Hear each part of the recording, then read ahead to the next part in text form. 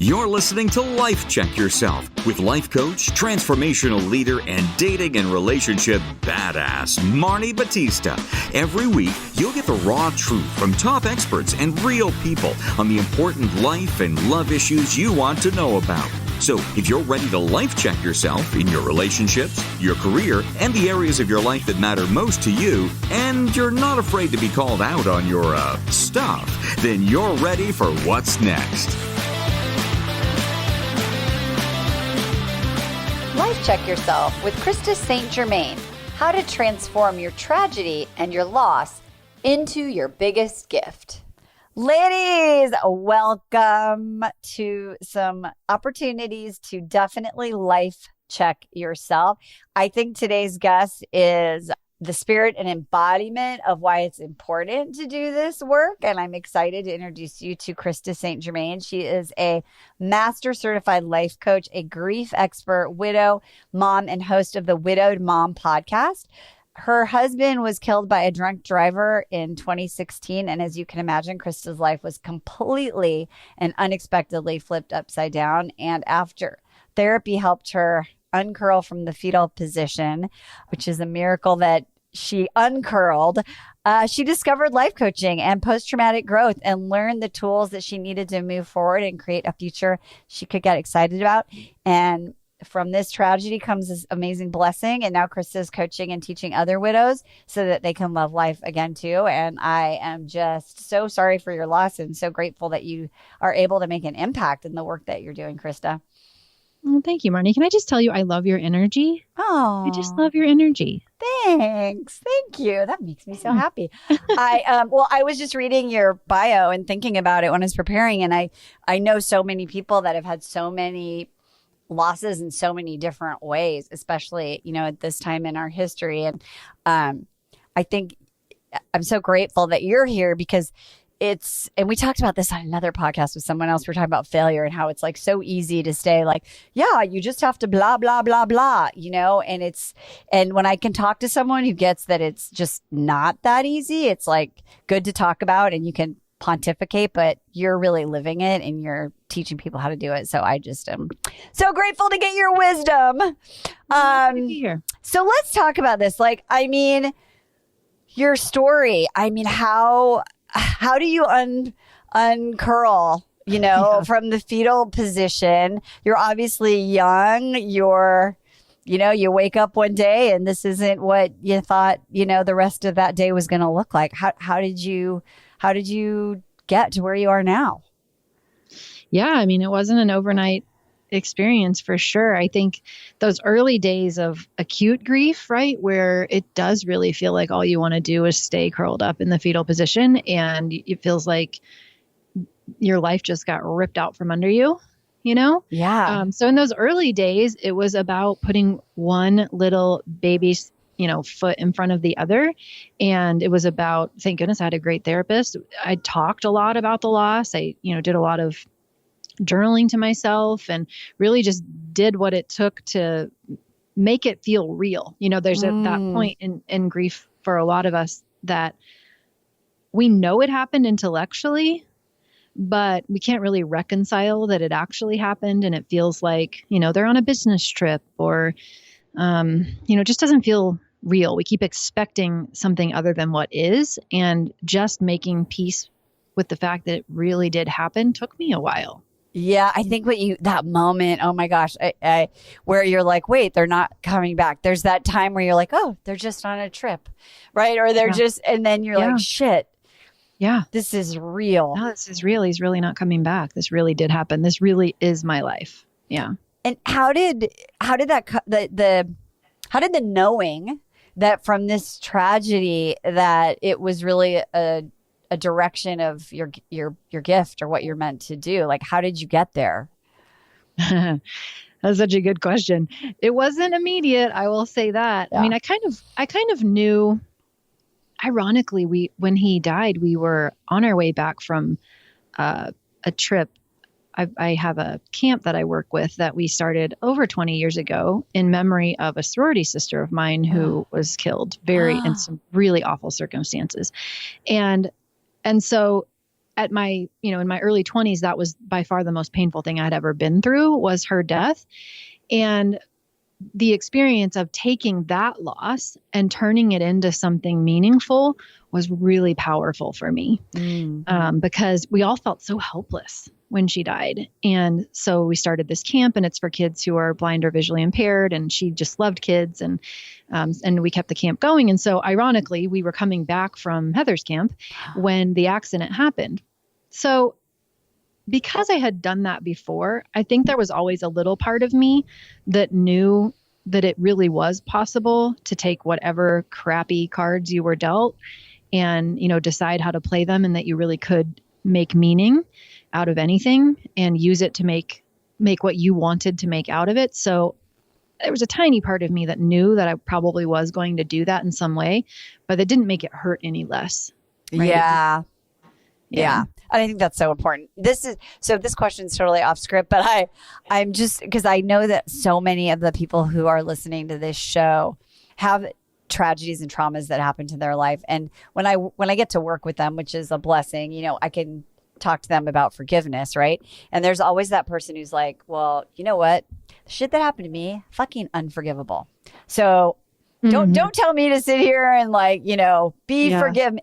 And so I'd love for you to just share, how did that, whether it is with your sorority sister or your husband, and how does, I imagine that there's some piece of that in the work that you do with people, because there's this really fine line between forgive and forget.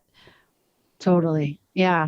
So, and there are similarities in both of those situations. You're right, because the two men that killed my friend are on death row currently. And so there's a difference between forgiving someone so that you can let go of the emotional weight that harboring that anger, has on you, and not wanting them to have consequences. So, the man who caused the accident, we later found out he had meth and alcohol in his system. But what came to me was I didn't want him to not have to have a consequence for that. But also, I didn't want to carry around the weight of being mad at him for it. Yeah. And I genuinely believe that you don't use alcohol and meth and get behind the wheel of a car on a Sunday afternoon when your life is going well, right? Yeah. As much as I wish he hadn't made those choices, I also believe that in a way he was doing the best job he could with what he knew. He wasn't trying to suck at life either. Yeah. I wish he hadn't done that.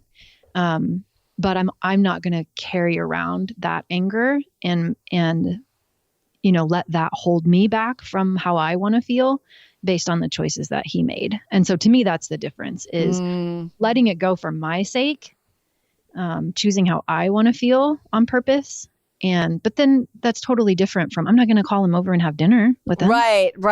Exactly. Well, I think that that's such an important piece, because I read a quote, and I can't remember who it's from, but it was something like, if we don't find forgiveness, we are held by these puppet strings, of that person and the past. Yeah. And that's not their intention either, right? They don't, that's not why they did that either. But it's just so, when then you're attached to that, right, for all of your life, which what I hear you saying is you knew that wasn't how you wanted to live the rest of your life.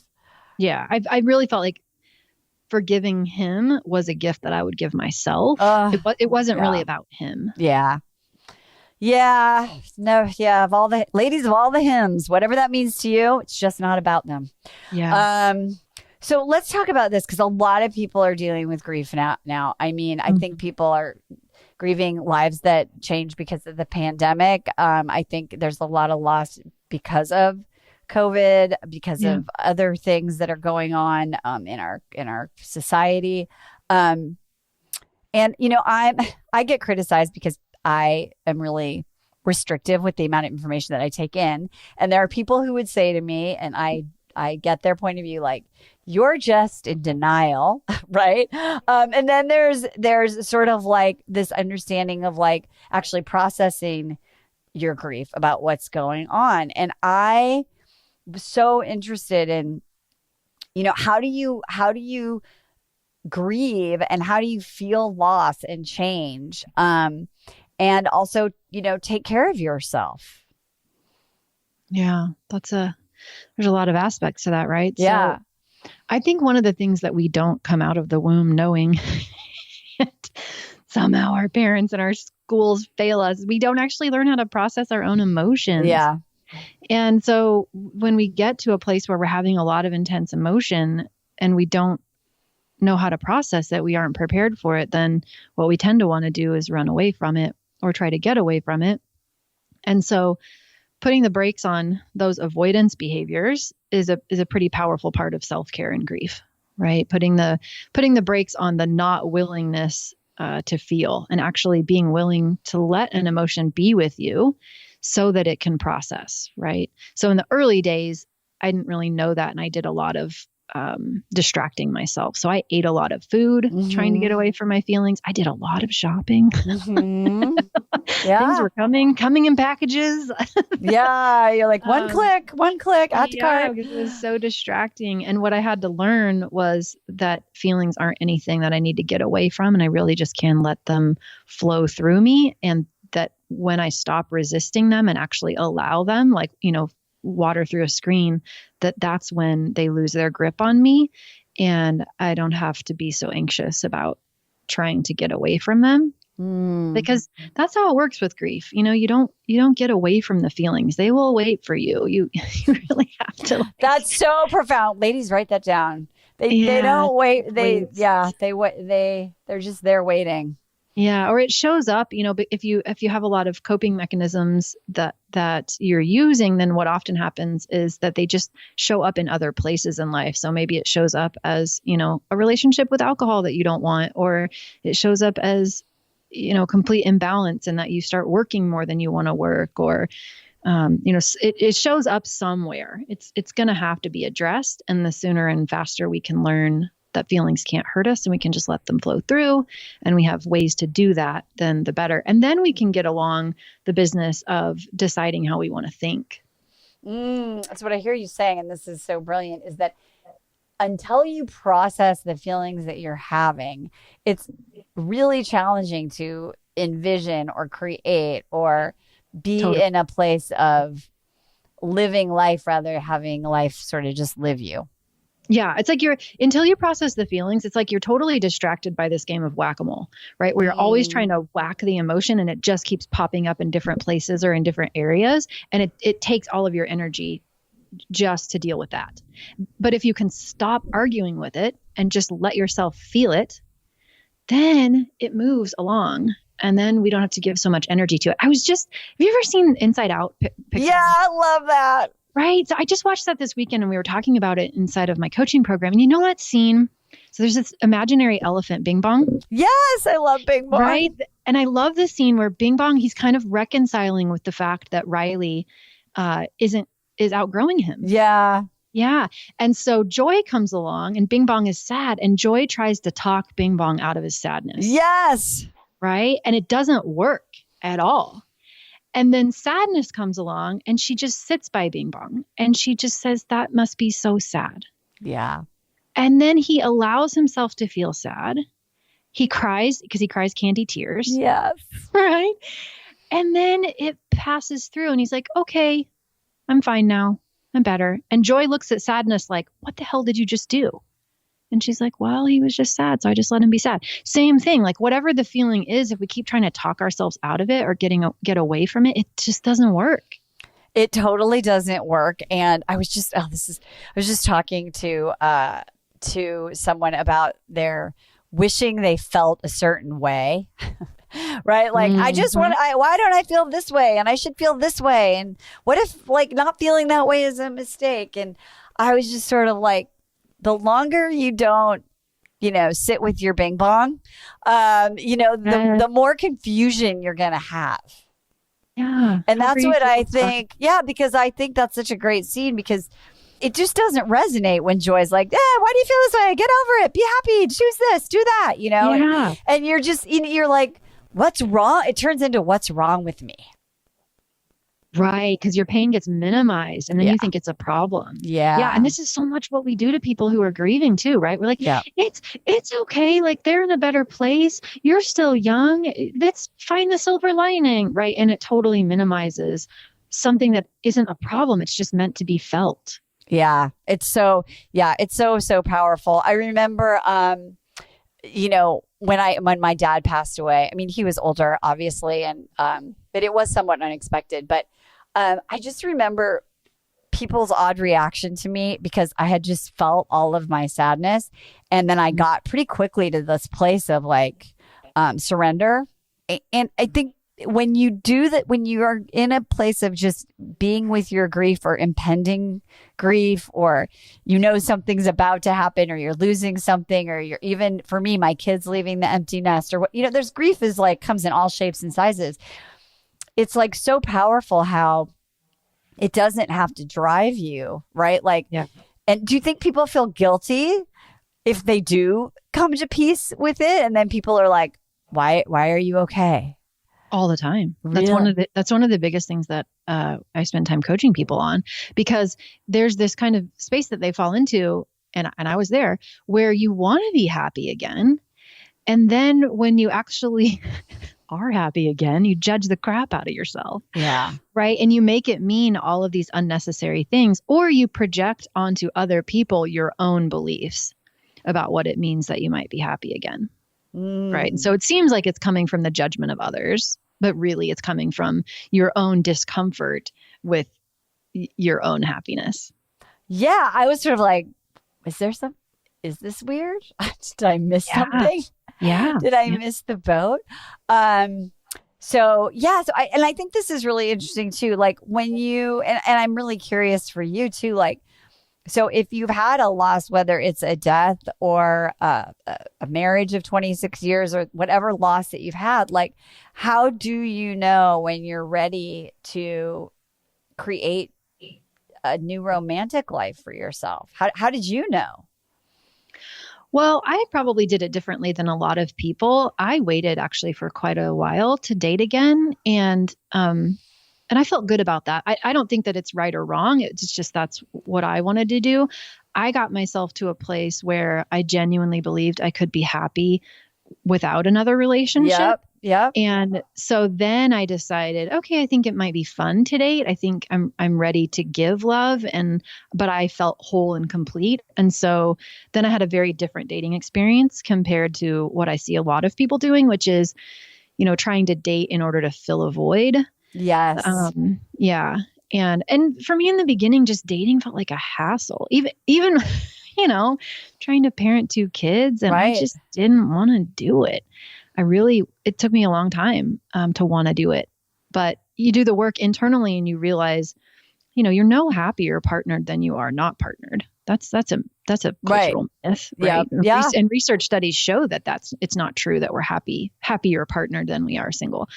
But let's get ourselves to that place where we realize that we're whole and complete and amazing and wonderful. And then a relationship can be about, what do I want to give? What do I want to experience? Instead of what do I need? And I think that's so important, because there's that applies to everyone. So if you're listening and you're like, well, I haven't that's not me.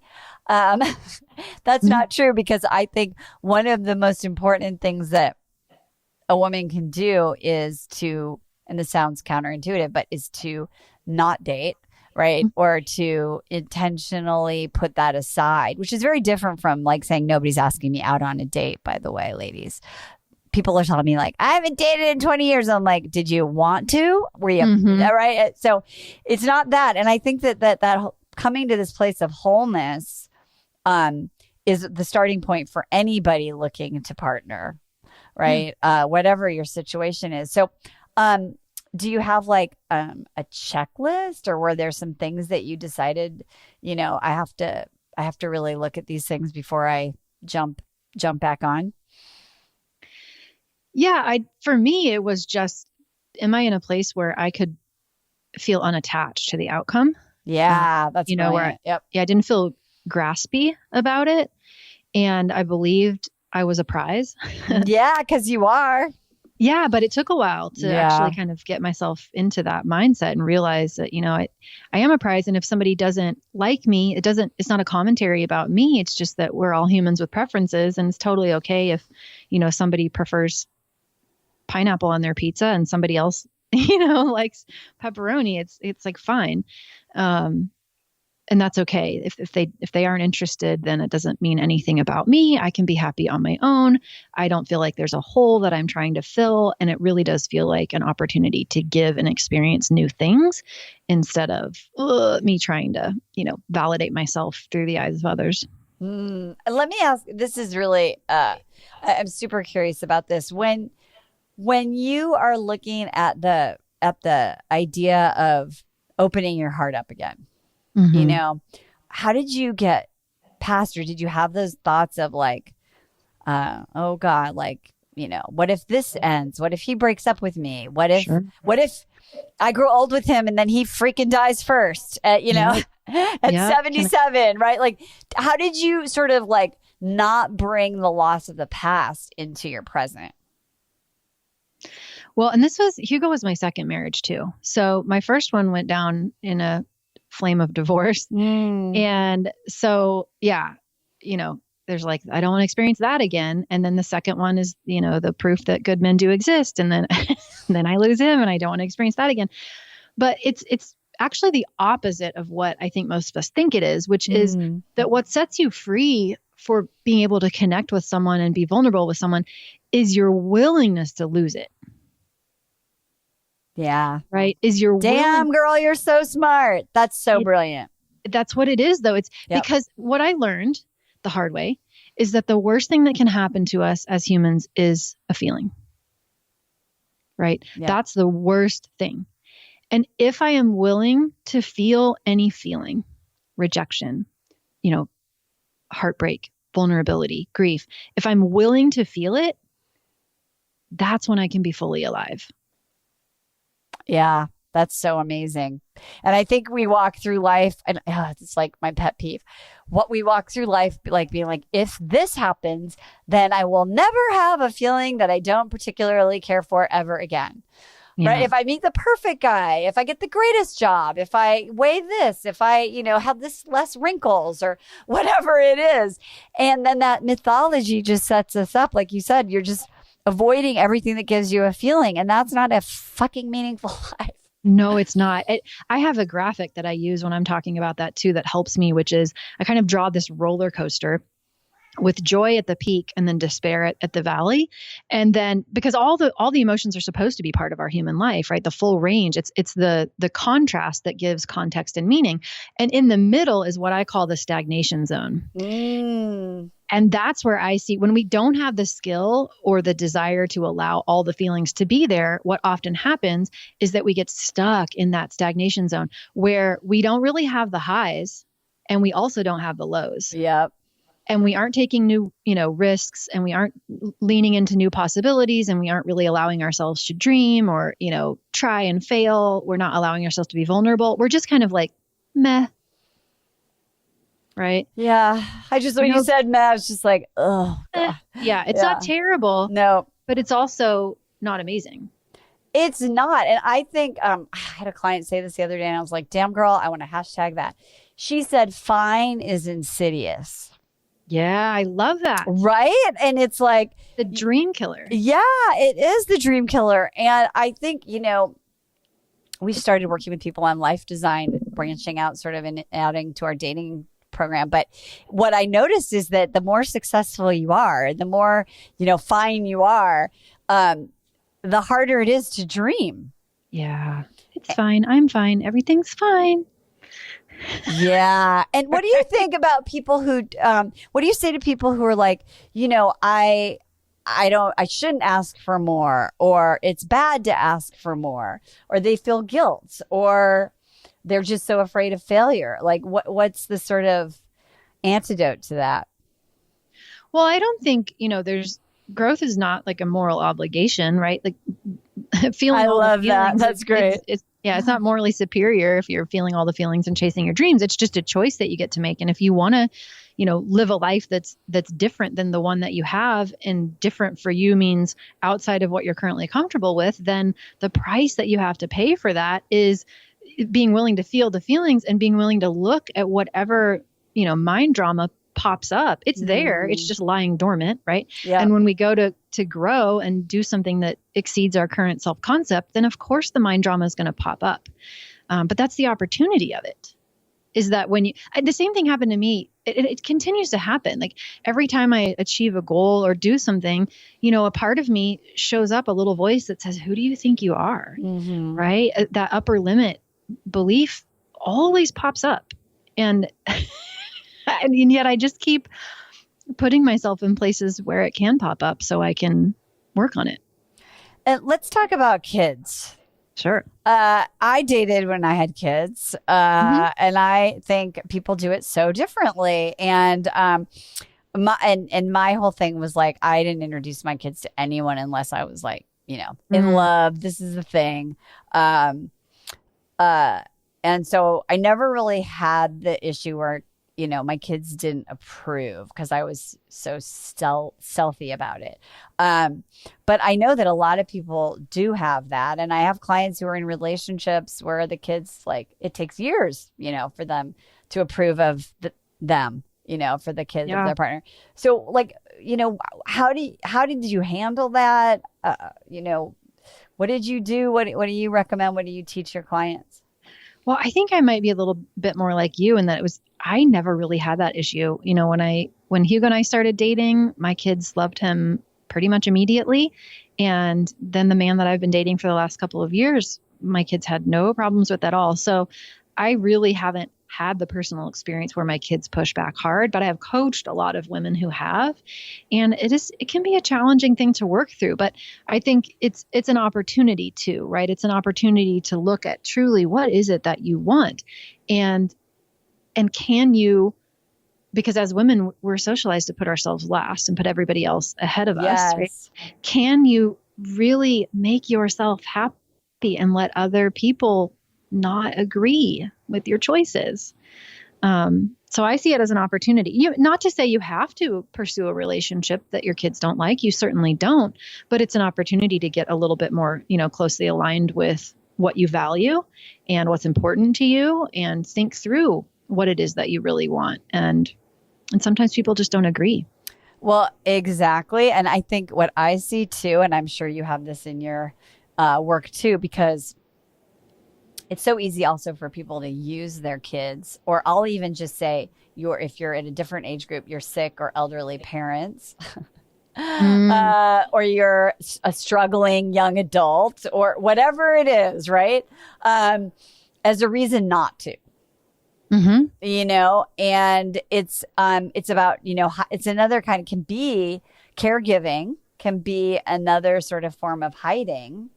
Do you think it's one of those maybe distracting or numbing behaviors? Like dressed up as like, cultural, yeah, of course that's what you need to do. Yeah, I can't. I think it's interesting. I wouldn't know that I would call it a distracting behavior, in that I kind of think about it more like, this is the part of my brain that's trying to keep me safe. Yes. Right. And so it does this in lots of different ways, but that can be one of them, right? Like, oh, well, I guess I'll hear this all the time. I don't know how to date again. Okay. What? No. We get out there and we say, hey, would you like to go out on a date? Like, there's a lot of ways to do it. We can do that. So usually that's just the brain trying to keep us safe. Right. Is, but I don't know how, or I don't have time, or really my priorities should be this, or my kids don't like them, or, it's like this protective mechanism whereby we avoid it in the first place by just staying safe in the cave. Yeah, absolutely. Okay. I have to ask you a question, and I don't know if you've been watching this, but have you been watching the new Sex and the City? No, I have not. Krista, you have to watch it because she's dating as a widow. Dang it. Oh, she is? Yeah, Big dies. No, like, spoiler alert, Big dies in like episode 1. Okay. So you got to watch it just because. Got to watch. It's your people. But the question I was going to ask is, she goes on her first date and she swipes on the guy who says he's lost his wife, and they basically just both sit there and just like are sad with each other. And then they get, then they kind of, well, I won't spoil the whole thing, but it's this whole thing of like, the feeling of feeling uncomfortable on the first or second or fifth time, however many times it takes, when you're starting something over, whether again you were married for 26 years or you are a widow, like how do you be? Because I think what happens with Carrie, and I think this happens with a lot of people, is you do that and you're like, well, that sucked, I suck, never mind. You know, but there's probably some normalcy to feeling super uncomfortable. Can you talk about that? Yeah, I think there is. I think if you can treat it like a math game, right? So of course it's not always going to work out on the first time. How many times are you willing for it to be uncomfortable, right? And if it just becomes a math game, it's a lot easier to think about. If you think you're not supposed to be uncomfortable, it's going to be a lot more uncomfortable. Right. Yeah, right. When you know that the price of admission is your willingness to let it be awkward and be uncomfortable. And you see that as like, you're so proud of yourself when you show up and you let it be weird. That's the good stuff. I love that. It's when we're like, oh, well, it was awkward and that's a problem. It shouldn't have been. I did it wrong. Something's wrong with me. Something's wrong with them. This should be easy. That's the unnecessary suffering I think we add. Yeah. So if it feels awkward and uncomfortable, you're doing it right. Exactly. Because it is. And it is. Yeah. And you're doing something. I always think too, like, you know, if you think back about the first time you ever did anything, like, you know, your first day on the job or whatever it is. And, you know, we didn't expect it to maybe be easy, or maybe we did. But the bottom line is we got through it. We got better at it, you know. And I think with interpersonal relationships, it's like we have a whole other rule book. Like, I should know it. I should already be good at it. Yeah, it's supposed to be totally easy when really it only gets easy when we allow it to be hard. Yes. Oh my God. Hashtag that, people. But that's so true. Like even for a challenging conversation, right? At work or whatever it is. And you're just like, all right, this is going to be so hard. It's going to be so awkward. And that's just okay because that's what it is, because there's humans involved. Have you ever seen, it just reminded me, it's a gentleman named Jia Zhang who did a TED Talk on rejection. Have you ever seen that? No, but the name is so familiar. So someone must have said, you should watch that. I should see. I'm going to watch that and you're going to go watch Sex and the City. Perfect. Okay. I love it. So tell me, what did he say about rejection? Tell me. Well, so he was afraid of rejection and he knew this about himself. And so he decided that he was going to go do an experiment with himself where he would put himself in the way of feeling rejected as many times as possible. And then he records it and it's hysterical. And he goes out and he goes to like Five Guys and he asks for a free burger refill, right? And he goes to Krispy Kreme and he asks them to make donuts in the shape of the Olympic rings. And he goes to like Home Depot and asks if he can make announcements on the loudspeaker. Like he just keeps doing all of these silly, strange things that give people the opportunity to tell him no so that he can prove to himself that he can handle no. And what's so fascinating about it is that not only does he get good at handling no, but so many doors open for him because people don't say no as much as he thinks they're going to. And he gets to go on all of these fun adventures and he gets really good at feelings, right? And then they become less of an obstacle. But it wasn't because he thought it should be easy to go and do all of these crazy things. It was because he was totally willing to feel rejected and do them anyway. I love that. So I have a little story that when I don't remember how old I was, but I realized I was afraid of a lot of things. Mm-hmm. And one of them was like, and I'd moved to California and I grew up in Iowa where there is no ocean. And I was like, I am afraid of the ocean. Mm. And so I decided that to not be afraid of the ocean, I am going to do a triathlon in the Pacific Ocean. And I was like, fine, I'm just gonna set myself up to face the fear that I have for like 6 months. Therapy. Yeah, exactly. It's exposure therapy.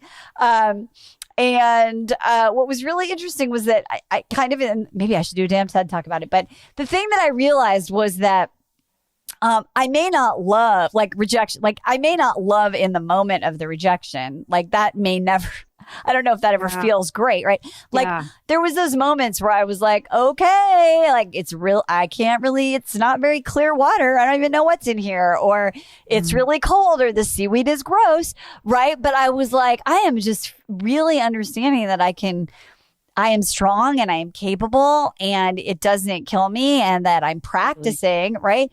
And so that in the end, it wasn't my favorite part of the triathlon, right? But I was like, wow, I could do it. You know, I can be okay with it. And I think that perspective of like, you know, changing the meaning we make of the thing that we're afraid of is what this guy did. And that's kind of what I was trying to do. And I think that if you can change the meaning that you make of all your feelings as like avoiding or bad, that makes me bad, like your whole life changes, right?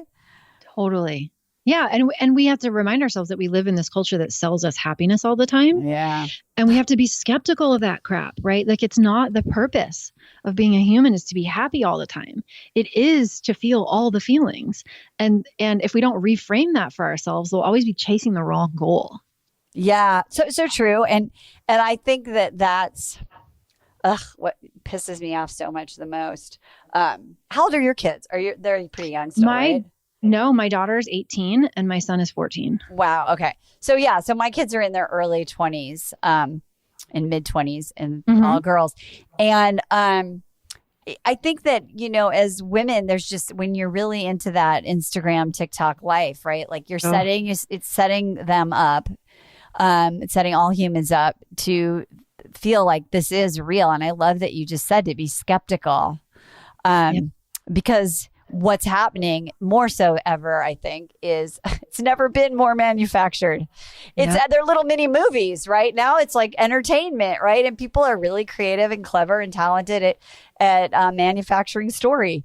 And I think that when you subscribe to that, you're setting yourself up, like you said, to never have peace. Yeah, 100%.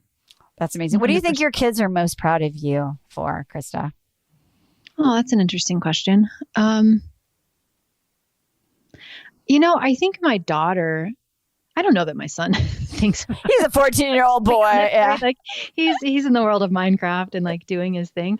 But I definitely think my daughter is proud of me. I think, you know, she was older when Hugo died and so she just saw things that I think my son probably didn't see in terms of me struggling. Yeah. And so I think she really knows like how far I have come, and she has watched the evolution of, you know, me create a coaching business and, you know, a 7-figure coaching business and do really well for myself and choose a healthy new relationship. And so I think she looks up to me in a lot of ways.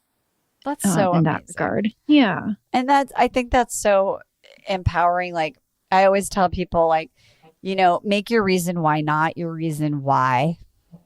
And I think that we have so many reasons. Wait, let me think about that. Okay. Say that again. Make your reason why not your reason why. That's good. Right? Like, yeah. Right? Like, I can't do this because of my kids. I can't do this because I don't have money. I can't do this because like, but that's why you need to do that. That's why we need to change. That's why we need to grow. And I think, that as women, you know, like we have just such amazing opportunities to really change the ethos of the world by doing this kind of work. And so I know that when you change, your daughter changes, then she's having different conversations with her peers. And totally. And I think, so I just, it's such a huge sacrifice, like that Hugo had to lose his life so that, you know, more women feel, more people on the planet feel their feelings. And that's just, you know, such an ultimate tragedy, and also so beautiful, the dedication of all the lives that are changed because of this one person, you know? So I'm just so grateful for you and to get to talk to you. Well, thank you so much. You're amazing. Right back at you. So I think we talked about a lot here, ladies. I think this is a really, and what I really just want everyone to kind of like re-listen to this thing, send it to a damn friend, because it's really about like doing this work when you are saying like, check, you know, this check yourself piece of like, why am I setting up my life to avoid feelings?